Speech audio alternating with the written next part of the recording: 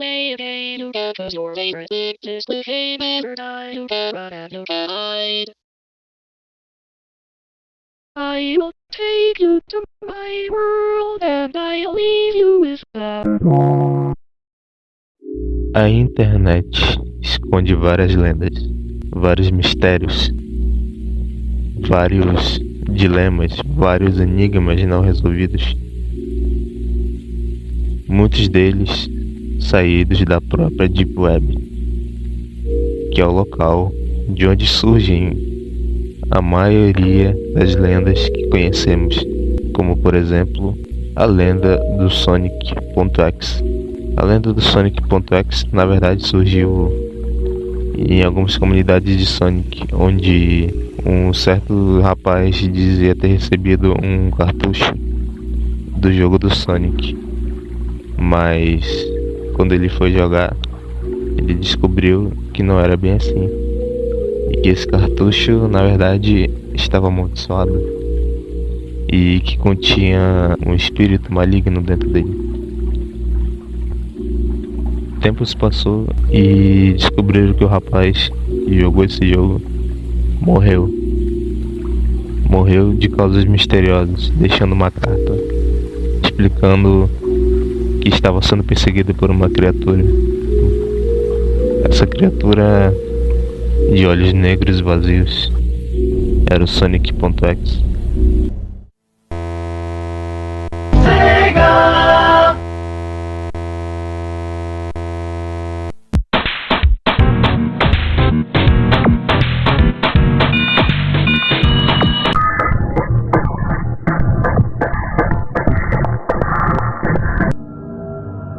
Essa entidade misteriosa assombrou a internet por vários anos, se tornando uma lenda entre os jogadores de Sonic, que buscavam desesperadamente por essa fita para descobrir os segredos do jogo. Porém, um jogador conseguiu essa tal fita, e nela ele descobriu o pior, que a criatura estava no jogo. Que a criatura não só estava, como estava observando todos ao redor dele. Ele estava basicamente se revelando pouco a pouco, jogada após jogada.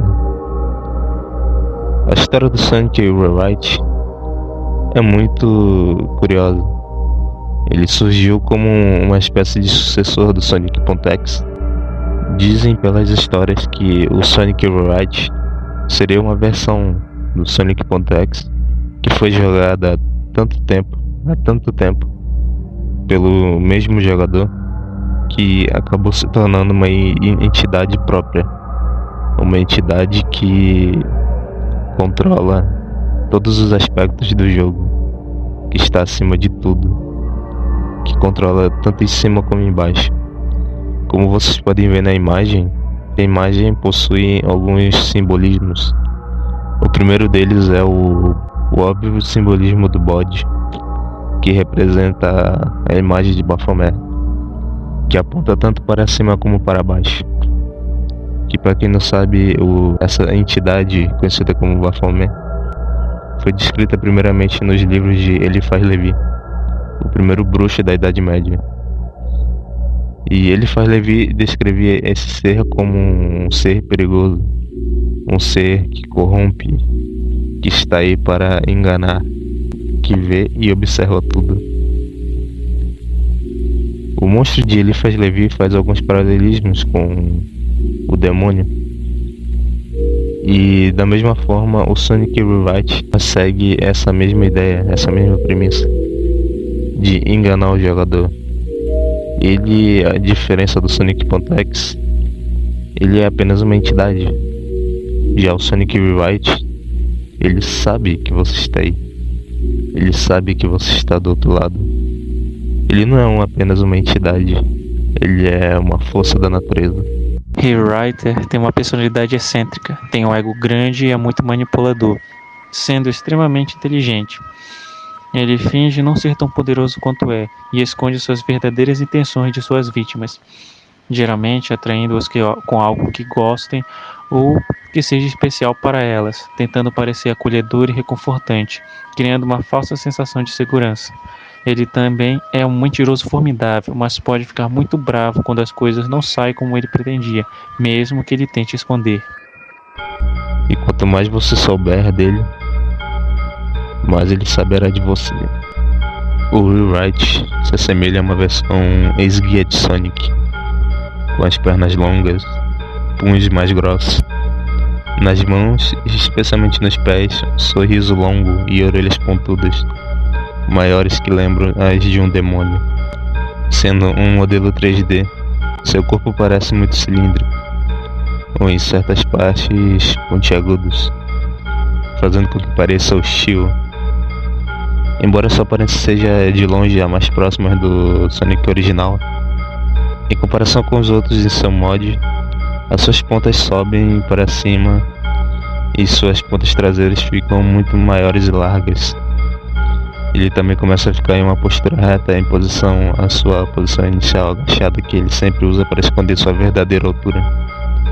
E sim, ele é muito alto. Nos anos 90, um padre explorador resolveu criar algo para enganar as pessoas da época e ainda por cima ganhar dinheiro. O padre de uma igreja popular criou um programa de computador falso que supostamente permitiria que as pessoas se comunicassem com Cristo. A falta de informação e a facilidade de manipular uma história falsa na época contribuíram para que a ideia fosse comprada. Muitas cópias do referido programa foram vendidas. Logo em seguida ocorreram alguns acidentes, relatando a morte de pessoas que supostamente foram influenciadas pelo software para tirarem a própria vida. A repercussão foi alta, mas a escassez de provas fez com que não fosse possível prender o padre imediatamente. Então uma investigação começou. Enquanto isso, o padre decide testar o programa enganoso que encomendou, para entender de alguma forma como isso poderia ter acontecido. Após enviar a primeira mensagem, foi atendido de forma assustadora por alguém do outro lado, que de forma perturbadora começou a falar sobre a vida e sobre como o padre usava algo sagrado para manipular as pessoas. Quando o padre questiona a entidade, perguntando: "Quem é você?", ele apenas responde: "Eu sou Deus."